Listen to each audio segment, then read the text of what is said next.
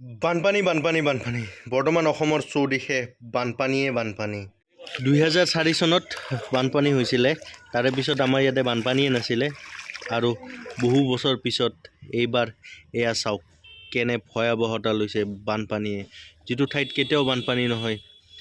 সেইটো ঠাইতো বানপানী উঠিছে এইবাৰ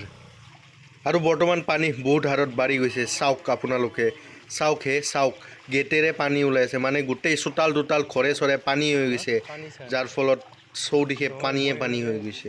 আৰু আপোনালোকে চাওক মানুহে ঘৰৰ চোতালত জাল পাতি মাছ ধৰি আছে মানে কিমান পানী হৈছে আৰু বানপানীৰ ফলত চাওক গোটেই গৰু চৰুবোৰ ৰাস্তাতে বান্ধিব লগা হৈছে মানে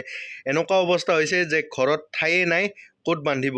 চ' ৰাস্তাতে বান্ধিব লগা হয় চাওক NDRF আহিব লগা হৈ গৈছে ইমান পানী মানে কেতিয়াও ভবা নাছিলোঁ যে আমাৰ ইয়াতেও NDRF আহিব লাগিব সহায়ৰ বাবে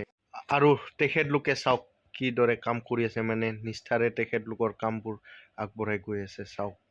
কিমান অৱস্থা বেয়া হৈ গৈছে বৰ্তমান বানপানীৰ বাবে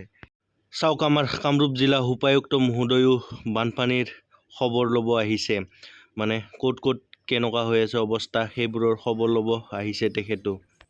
আৰু আপোনালোকলৈও অনুৰোধ থাকিল যে যিসকল বানগ্ৰস্ত লোক আছে তেখেতলোকক গৈ পেলাই অলপ সহায়ৰ হাত আগবঢ়াওক বাছ আজিলৈ ইমানেই আছিল ধন্যবাদ